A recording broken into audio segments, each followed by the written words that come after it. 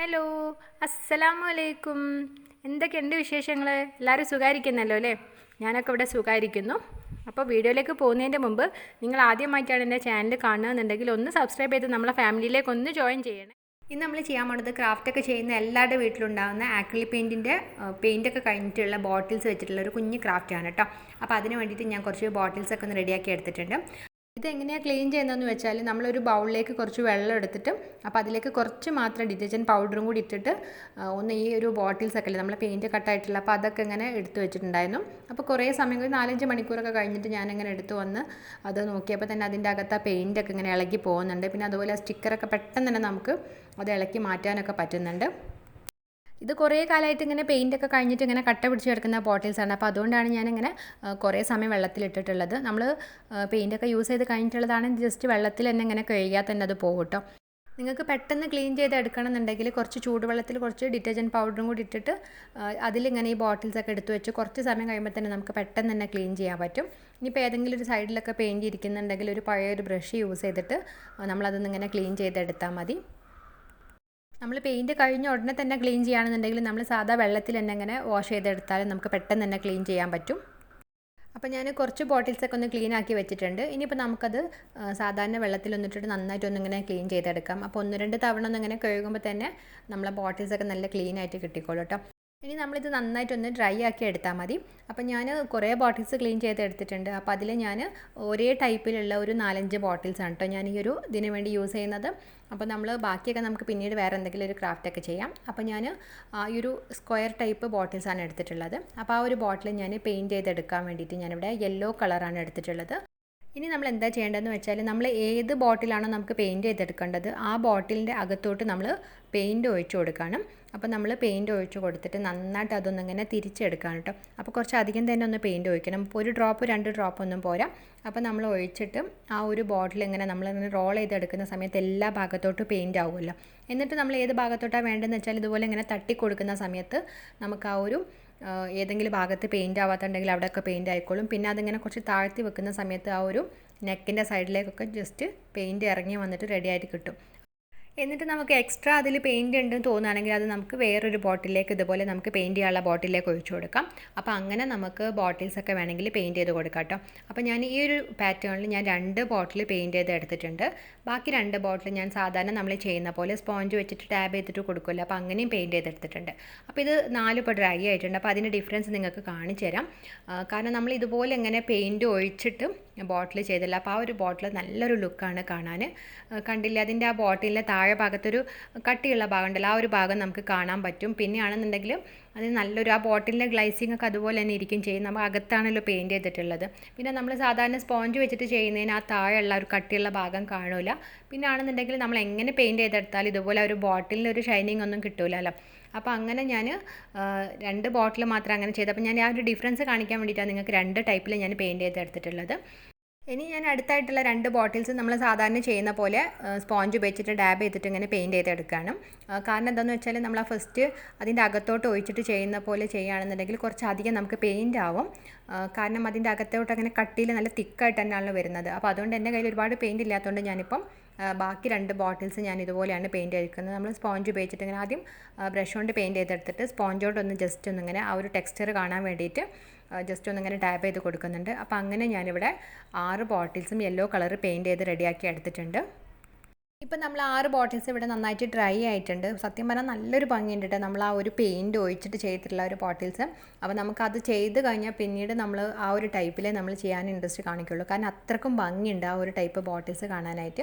ഇനിയിപ്പോൾ നമ്മൾ അതിലേക്ക് കുറച്ച് ഡിസൈൻസ് ഒക്കെ ചെയ്യാൻ പോവാണ്. അപ്പോൾ ഞാൻ അതിന് വേണ്ടിയിട്ട് ഇവിടെ ബ്ലാക്ക് ആക്രിലിക് പെയിൻ്റ് ആണ് എടുത്തിട്ടുള്ളത്. ഒരു തിന്നായിട്ടുള്ള ബ്രഷും എടുത്തിട്ടുണ്ട്. എന്നിട്ട് അത് വെച്ചിട്ട് നമ്മൾ ഇതിലേക്ക് കുഞ്ഞു കുഞ്ഞു ഡിസൈൻസ് ഇങ്ങനെ ചെയ്ത് കൊടുക്കുകയാണ്. നമ്മളെല്ലാവരും ഡെയിലി വാട്സപ്പിൽ യൂസ് ചെയ്യുന്ന ഇമോജിയാണ് ഞാൻ ഈ ഒരു ബോട്ടിൽ ഇങ്ങനെ വരച്ചിട്ട് ട്രൈ ചെയ്ത് നോക്കുന്നത്. അപ്പോൾ ആദ്യം ഞാൻ ഈ 2 കണ്ണൊക്കെ ഇങ്ങനെ ഒരു ഹേർട്ടൊക്കെ ആയിട്ടുള്ള ഒരു ടൈപ്പ് ഒരു ഇമോജി ഉണ്ടല്ലോ, അപ്പോൾ അതാണ് കേട്ടോ ചെയ്യുന്നത്. അപ്പോൾ ആദ്യം ഞാൻ അതിൻ്റെ താഴെയുള്ള ഒരു ലിപ്സ് വരച്ച് കൊടുത്തിട്ടുണ്ട് ബ്ലാക്ക് ആക്രിലിക് പെയിൻറ്റ് വെച്ചിട്ട്.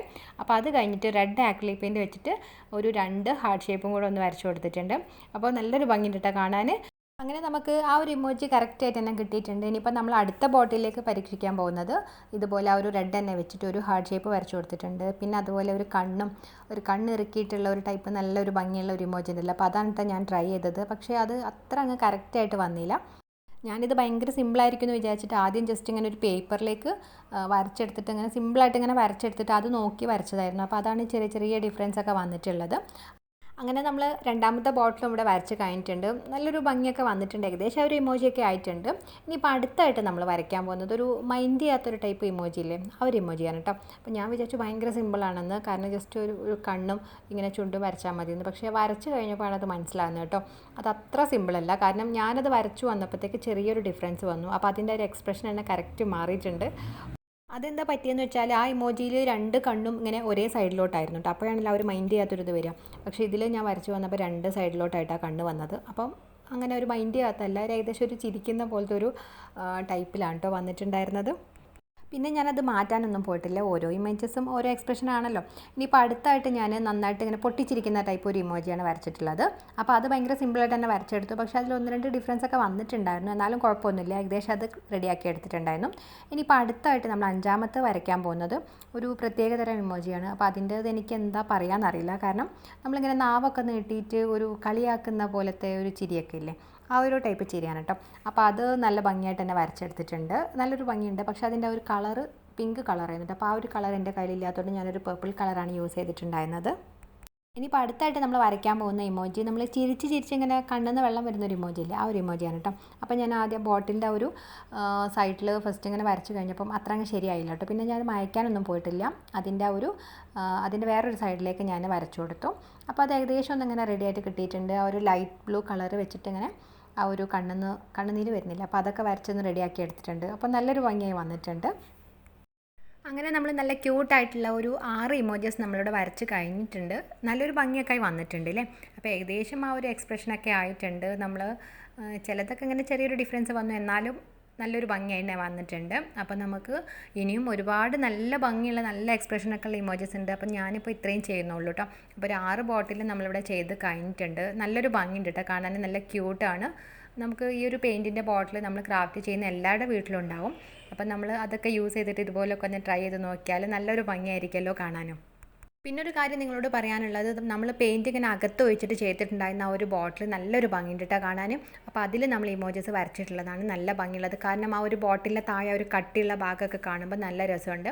അപ്പോൾ നമ്മൾ അല്ലാതെ പെയിൻറ്റ് ചെയ്തതിൽ അത്രക്കൊരു ആ ഒരു ഭംഗി കാണൂല. അപ്പോൾ നിങ്ങൾക്കത് ആ ഒരു ഡിഫറൻസ് മനസ്സിലാവും. അപ്പോൾ നിങ്ങൾ ട്രൈ ചെയ്യുകയാണെന്നുണ്ടെങ്കിൽ നിങ്ങളെ കയ്യിൽ പെയിൻറ്റ് ഉണ്ടെന്നുണ്ടെങ്കിൽ ഇതുപോലെ അകത്ത് പെയിൻറ്റ് ചെയ്തിട്ട് ചെയ്യുക. അപ്പോൾ നമ്മളെ ബോട്ടിൽ അകത്ത് നല്ലൊരു യെല്ലോ കളർ ഉണ്ടാവും, പുറത്ത് ആ ഒരു ബോട്ടിലിൽ അത് കാണും ചെയ്യും. പിന്നെ ആ ഒരു ഇമോജസും കൂടെ വരുമ്പോൾ നല്ലൊരു ഭംഗിയായിരിക്കും കാണാനും.